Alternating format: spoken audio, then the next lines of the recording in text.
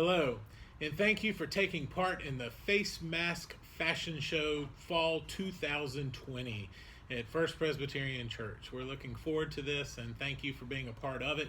If you need a mask, please contact the church office, but you should have received a mask, or when you do, it'll be a plain white mask. And what we're asking you to do is decorate this mask and then take a picture of yourself.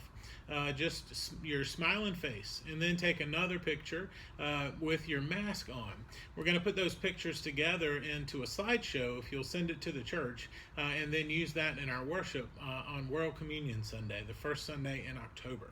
So Ian and I kind of took the easy route, and we used good old-fashioned markers to do ours. And make sure, of course, that you don't use washable markers for this. You'll need the real thing so you can wash your mask. And let your creative juices flow.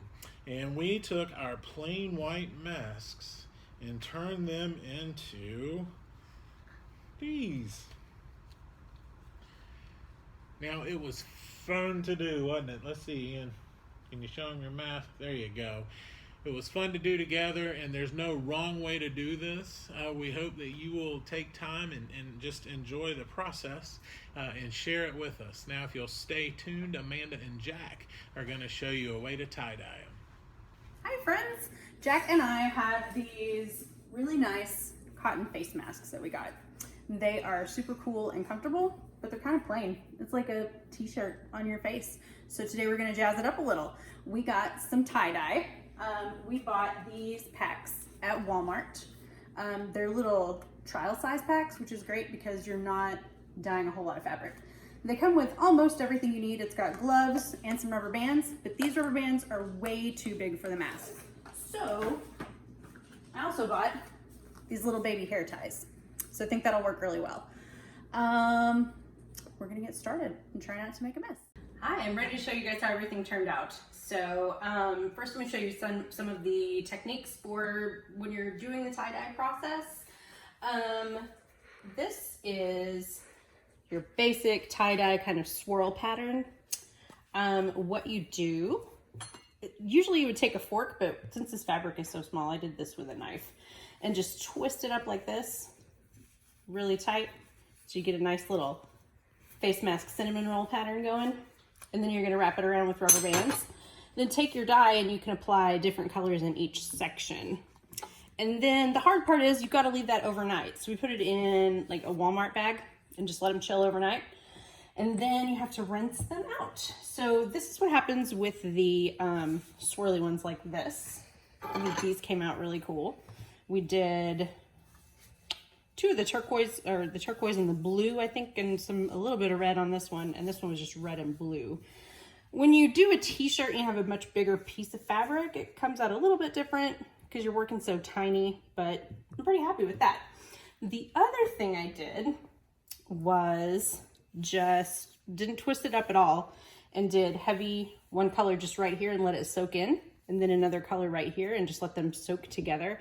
I really like how this one turned out. And this one I did with just one color, so it's a little bit less bold. Some other ideas I saw on the internet where you could basically tie-dye with Sharpies and alcohol. Anybody who knows like helpful cleaning hints knows that if you get alcohol or if you get Sharpie on your clothes, you can get it out with hairspray or alcohol. So I kind of questioned whether that would work, and it really doesn't. With the really dark colors, it stayed in there after I sprayed it with alcohol, after I washed and dried it. But I had some other light ones that were so pretty until I washed them in the washing machine, and then it was all gone. But you could also experiment with that. And then you can also just go crazy and just draw on it with a Sharpie, because that's going to stay, as long as you don't spray alcohol on it, that's going to stay color fast when you wash it in the washing machine. So yeah, after you finish these, you do want to wash and dry them in your washing machine. You don't want to put that on before you rinse all the dye out, because then you go outside in the heat, your face sweats, and you have a Smurf face. So wash and dry with your dark colored, light colored laundry so it does not soak onto your clothes. Now, I am really excited to see what you guys come up with. You're really only limited by your imagination and the size of your fabric. I think it would be fun, as long as you know what you're doing is just temporary. You could put stickers on there. just some fabric glue and sequins. Anybody still have a bedazzler? That would be really cool. So I don't know. I can't wait to see what you come up with, but looking forward to seeing you again with your new masks. Bye, guys.